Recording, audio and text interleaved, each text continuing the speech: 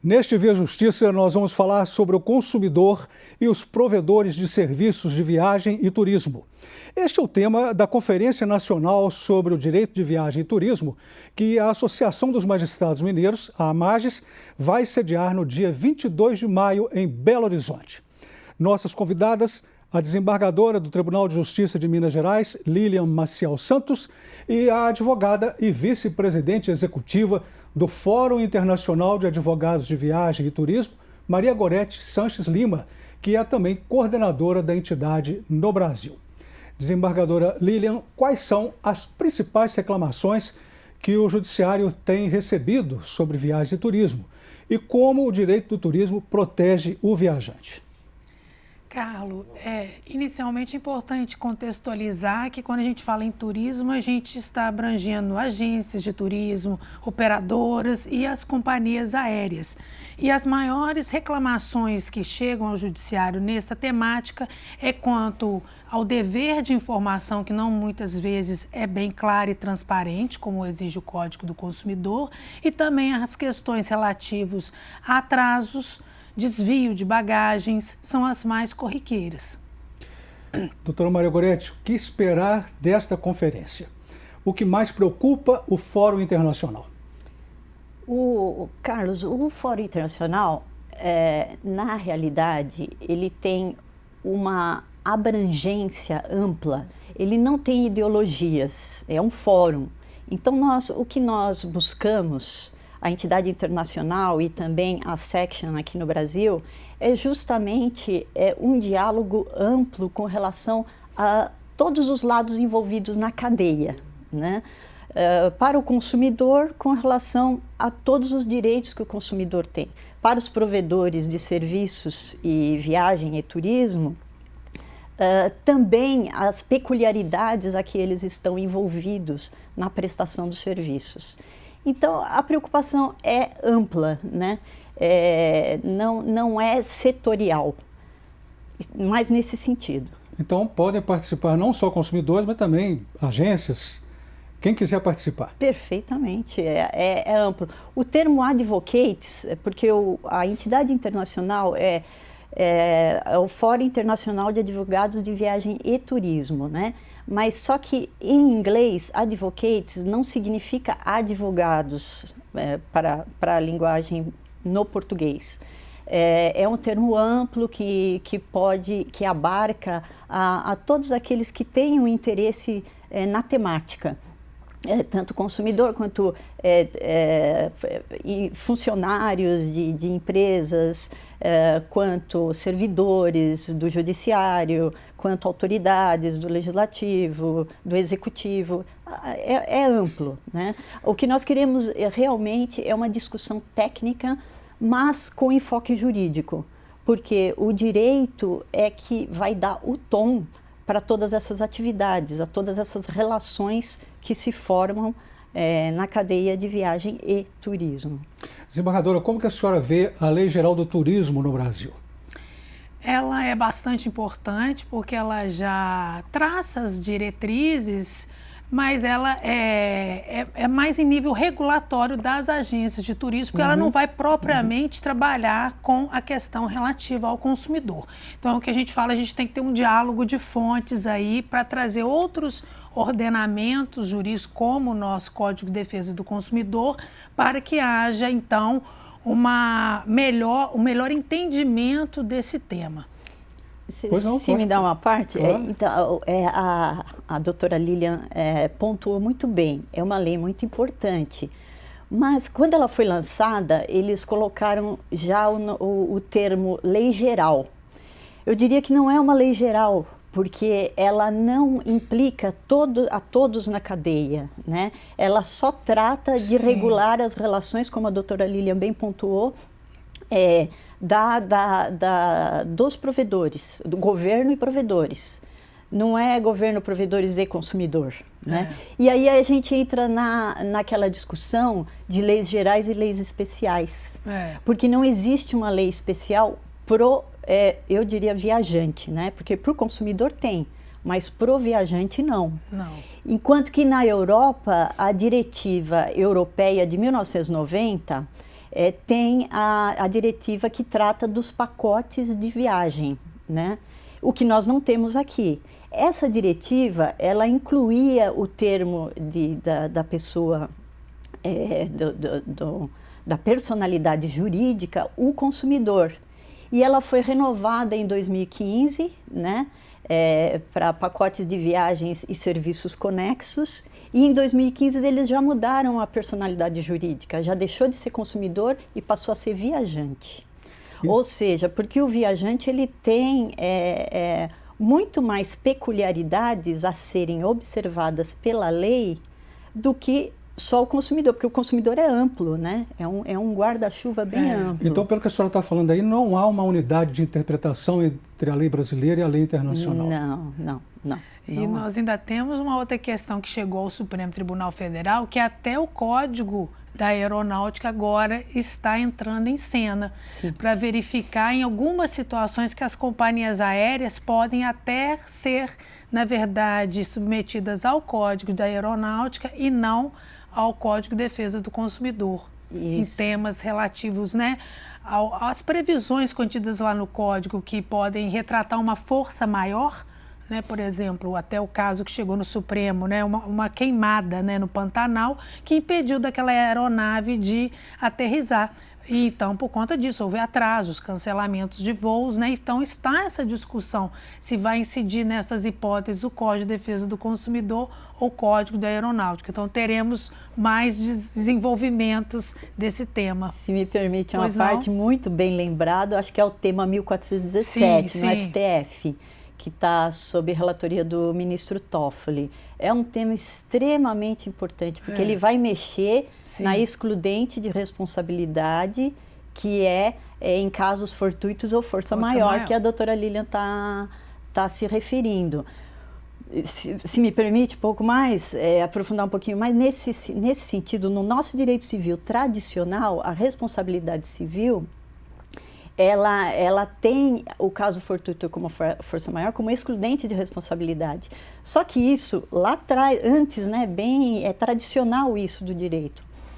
Agora, já não dá tanto para falar nessa excludente, porque nós temos tanta tecnologia, tantas formas de prever efeitos naturais, catástrofes naturais, tem tanta coisa que realmente precisa dar uma olhada nessa questão. E a ONU fez um código de proteção ao turista, o IFTA Internacional acompanhou, eu inclusive fiz parte das discussões. No começo eles estavam querendo dar proteção para ambas as partes, tanto para o provedor quanto para o consumidor juntos, o que seria incompatível, porque vai proteger os dois juntos de quem, né? Enquanto que o consumidor ele é protegido com relação ao provedor, porque o provedor tem muito mais condições de conhecimento sobre aquela temática. E o provedor em si, ele vai se proteger de quem? Então, não seria a questão essa questão do provedor, ele está submetido a questões da lei de concorrência, né? Porque ele seria vulnerável nas questões de dominação de mercado, né? Nos contratos B2B que eles fazem com empresas, companhias aéreas, etc. Mas não com relação, ele não seria protegido com relação ao consumidor, não seria possível. Aí eles mudaram. O último tema do Tratado Internacional é o Código de Proteção ao Turista. Veio assim, que é direcionado a essas questões para causas naturais. Eles não falam especificamente em caso fortuito e força maior, mas é para questões emergenciais. Pelo que as senhoras estão falando, é um emaranhado de dúvidas, né? E fica difícil, então, para o judiciário julgar essas questões todas. Muito, né? até porque a doutora Goretti colocou num ponto interessante que a nossa própria Constituição, no artigo 178, ela fala que a questão do transporte vai ser regulamentada por normas internacionais. Então é muito interessante. Então a gente tem realmente um emaranhado de legislações internas e as próprias internacionais, né? Sim. Que foi, por exemplo, o Pacto de Varsóvia e depois Montreal, que trazem essas legislações externas também para o âmbito é interno, então realmente temos uma colcha aí de legislações para nós tirarmos uma interpretação dos casos concretos que chegam no judiciário. Sem dúvida. Um dos temas da conferência que será realizada na Magis é a responsabilidade solidária, uma abordagem crítica. Qual é esta crítica, doutora Maria Gorete? Boa pergunta, excelente, só que eu diria a você que precisa assistir a conferência para saber, porque é um dos nossos palestrantes que escolheu esse subtema. Na verdade, a organização, o comitê, escolhe um tópico e os palestrantes é que são livres para escolher o tema que eles Eu arriscaria um palpite, se me permite. Sim, claro. É porque a responsabilidade objetiva no Código de Defesa do Consumidor, no artigo 14, ela é muito hermética nesse aspecto, que todos os fornecedores na cadeia, eles vão ser responsabilizados. Então, eu posso demandar contra aquela pequena agência de turismo como uma grande operadora, indiferentemente.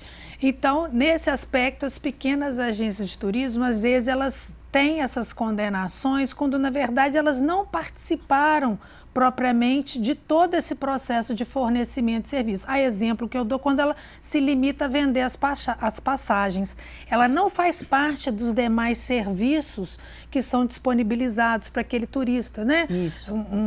Algo internamente, né? Um transfer, ela simplesmente vende as passagens. Então, nesses casos, por exemplo, a jurisprudência do STJ tem dito que não é o caso de responsabilizar as agências de turismo nessa cadeia dos fornecimentos, porque ela não prestou propriamente aquele tipo de serviço conjugado com outros fornecedores. Então, isso que a doutora Lília está pontuando é o que traz essas distorções na jurisprudência, né? Porque essa linha de pensamento está ligada com a diretiva europeia, porque a diretiva europeia não tem essa peculiaridade da responsabilidade solidária. Eles responsabilizam cada um por sua conduta função, própria, sua conduta né? própria, exatamente. Enquanto que o Código de Defesa do Consumidor, ele é bem protetivo, o que eu acho excelente, né? Para os consumidores é excelente. Mas chega a ser um problema técnico importante para os pequenos, para as agências pequenas mesmo, porque elas não têm esse tipo de proteção, né? Então, eles têm a proteção do direito concorrencial, mas aí é outra coisa, é outra legislação. Eles precisam velar. Não é essa questão, eles ficam realmente vulneráveis nesse ponto, nesse aspecto. E aí a jurisprudência começa a se dividir, porque o direito internacional não vê como o Código de Defesa do Consumidor vê. Muito complexo. Muito complexo. E para você que gostaria de participar da conferência na Magis, no dia 22, nós estamos colocando aí esse QR Code para você acessar, tem tudo para a sua inscrição e participação. Vê Justiça faz agora um rápido intervalo, voltamos em instantes.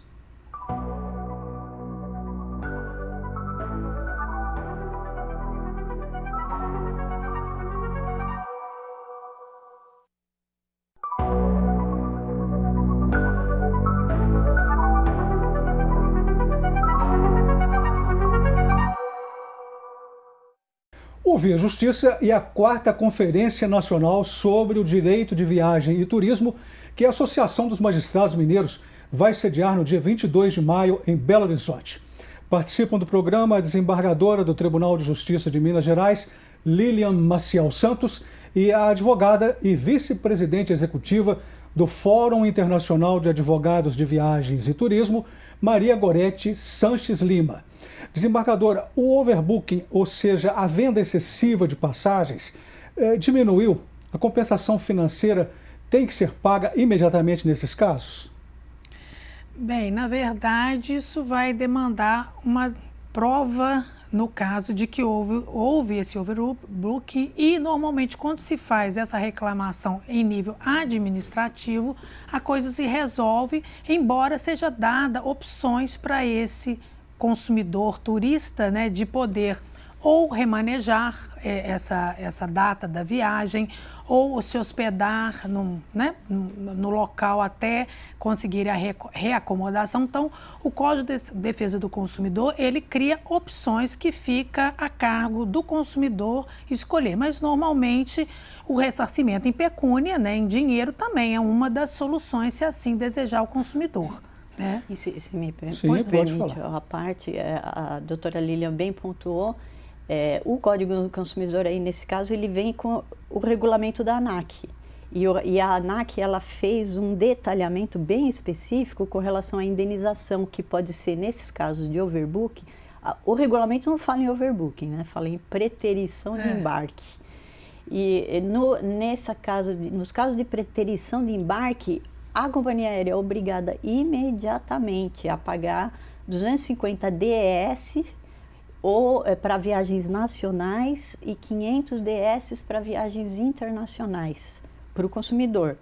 E esses DES é uma sigla que vem da Convenção de Varsóvia, de Montreal, né, da legislação internacional. E nesse caso, o DES traduzido em reais dá uns 3.500, 4.000 reais, se for 500 DES, né? E que o consumidor pode optar, como a doutora Lilian bem pontuou, pode ser aceitar na hora a indenização ou trocar para uma outra viagem, etc. Mas esse regulamento, ele está obedecendo também, está vinculado ao Código do Consumidor, óbvio. Né? Uma das mesas da conferência vai discutir sobre o tema hospitalidade. Qual é a visão jurídica sobre este tema? Como a hospitalidade deve acontecer, desembargadora? Eu gostei muito da fala da doutora Maria Goretti, porque, na verdade, o consumidor é um termo muito amplo e a gente tem que especificar esse consumidor turista, porque ele vai normalmente para outros ambientes em que ele se torna realmente uma pessoa desassistida, em razão da língua, da cultura. Então, essa porta de chegada dele num outro, normalmente às vezes num país estrangeiro, é um grande dificultador. Então, essa hospitalidade, ela vai muito em função dessa ideia de que deve haver um tratamento mais específico e mais diferenciado para o perfil específico desse consumidor que é um turista. Então, a hospitalidade vai muito nesse sentido do acolhimento e perceber que é uma pessoa que tem todas as dificuldades próprias de barreiras, às vezes de língua, de cultura, e precisa de ser melhor assistida. E aí, pegando o gancho da doutora Lilian, que bem falou, realmente, cultura, língua, tudo isso faz sentido. É que quando a gente pensa em hospitalidade, fala, mas como que a lei vai regular a hospitalidade? Não faz muito sentido. Mas faz, lógico que faz. Porque a hospitalidade não se traduz só no bem receber, ela tem também implicações técnicas no âmbito legal. Então, eu colocaria em 3 perspectivas. Por exemplo, a gente pode falar na perspectiva social. Se você convida alguém para pernoitar na sua casa, sem obrigações contratuais, não tem obrigações contratuais. Mas você está sendo hospitaleiro, está acolhendo, né? Está dando algo para alguém. Na parte cultural tem a questão daquela consciência coletiva. Por exemplo, Minas Gerais, conhecida, café, pão de queijo e uma boa conversa. É algo acolhedor, uma boa conversa acolhedora. Uma boa prosa. Esse é um aspecto cultural bacana, né? E na parte jurídica desses 3 aspectos, é claro que a hotelaria, todo o ramo hoteleiro, hospedagem e tal, tem que prestar segurança, serviços com segurança, qualidade, informação, tudo isso está incluído na hospitalidade. Então, temos que ver a hospitalidade também no viés jurídico, de uma forma importante, para que o turista internacional e mesmo o turista nacional também possa entender isso como a nossa hospitalidade brasileira. Né?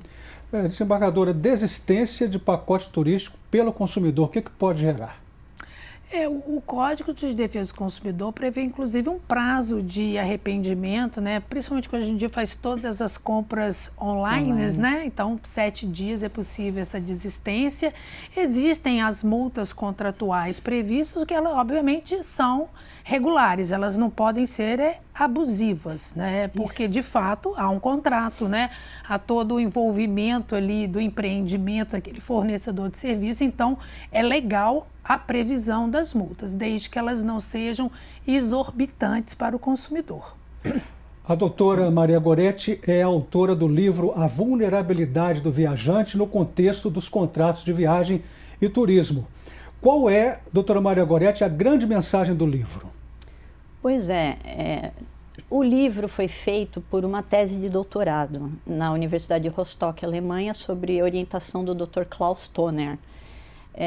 E, na época, foi feita uma comparação da legislação brasileira e da legislação europeia. Eu fiquei até meio preocupado porque a legislação europeia é supranacional, né? E como comparar supranacional com uma legislação nacional? Mas foi muito interessante, deu certo, porque foi identificado que nas diretivas europeias eles tratam a vulnerabilidade só com relação à vulnerabilidade física. E enquanto o consumidor, para os europeus, nas diretivas, ele era crente, sabe o que faz, tem conhecimento do mercado. Essa é a mensagem que a diretiva deles dá. Aqui no Brasil, não, a gente tem essa questão do princípio da vulnerabilidade já positivado no Código do Consumidor. Então, para nós é algo bem firme na linha jurídica, né?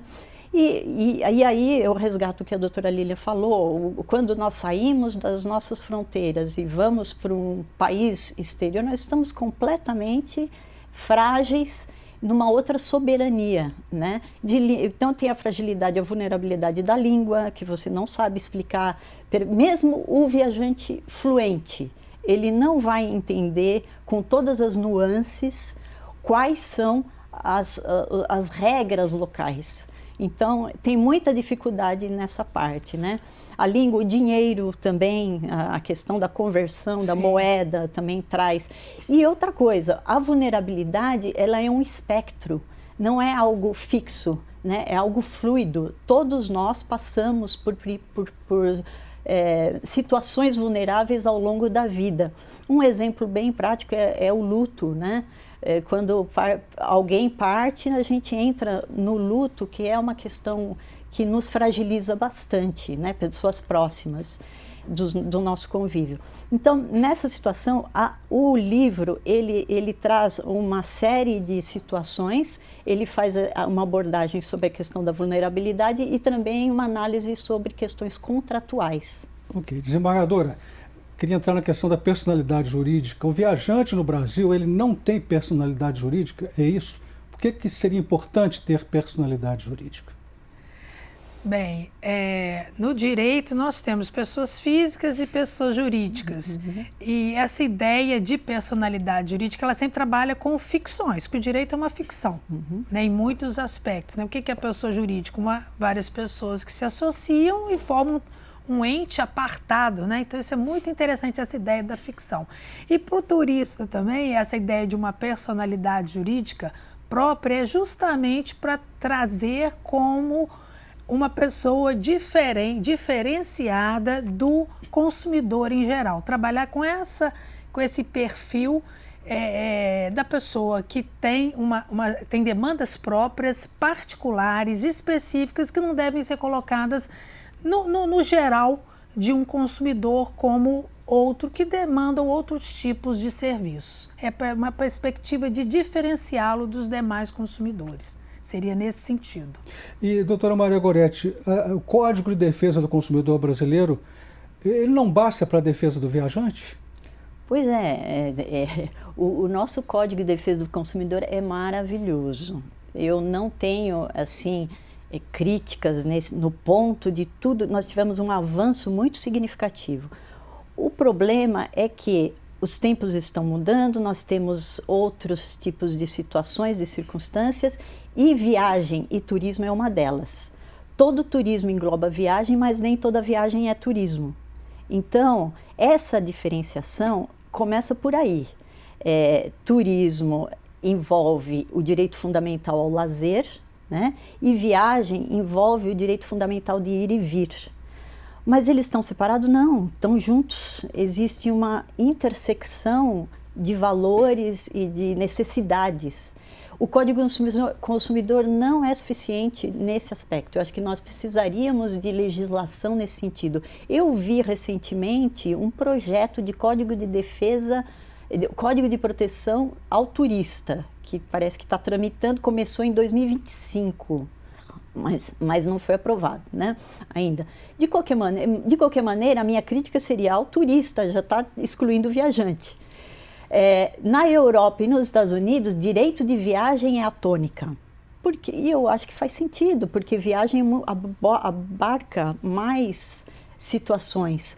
Turismo é muito restrito, é só para lazer. Então, se vamos fazer um projeto, por que não fazer um projeto maior para viagens? Nós estamos chegando ao final do programa, vamos partir para as considerações finais. Desembargadora. Eu acho extremamente relevante esse evento, porque vai trazer a reflexão várias questões que chegam para nós no judiciário e políticas públicas mais generalizantes são melhores do que nós ficarmos decidindo os casos em concretos, porque ao fim e ao cabo a gente acaba não conseguindo modificar o cenário. Né? Nós vamos condenar numa indenização dano moral aqui e acolá, mas isso não trabalha propriamente com o problema relativo a um tratamento diferenciado, né, do turista, né, e do viajante como um todo, como a doutora Maria Goretti disse. Rapidamente, a senhora agora, doutora Maria Goretti, como os interessados podem participar da Conferência Nacional sobre Direito de Viagem e Turismo, que será realizada no dia 22 de maio, na AMAGES, aqui em Belo Horizonte. Então, através do site do IFTA Brasil, nós estamos acolhendo a todos os interessados. Lá tem um formulário de inscrição.